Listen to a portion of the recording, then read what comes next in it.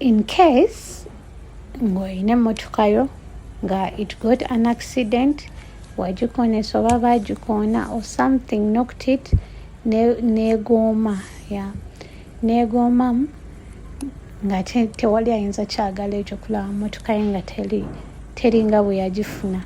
So jangu tugikuddizeewo. Here at Carfic Automotive Services, we do panel beating. Emmotoka yo ne tugizeewo ne tugitereeza neebeera like ng'etafunangako kizibu kyonna. Tewali ayinza kwagala mmotoka ye giraba ng'egoomye. So bring it here at Carfic Automotive Services and Spare Parts. Wali Kireka, bw'oba ova mu town oba tonatuuka Katale.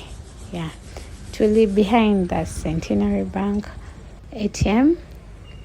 You slope kwete Chikira, you can find us location yaffe, oba you can contact us or book an appointment on our website or on our numbers. We do pickups and drop-offs in case nga kyewetaaga nga you can't come, nga wetaaga okunonako, you are stuck somewhere, just contact us or tubuulire. Just tell us kizibu ki kyofunye, tujja kuja immediately.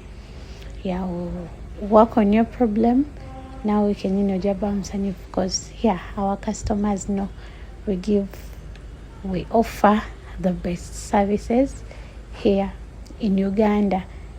Then the spare parts, motoka ya Germany, you just bring it to us, you get the best. And all cars, Toyota, like everything kikwatagana ku motoka, omuntu asooka okubeera mutwe, it has to be Carfic Automotive Services and Spare Parts.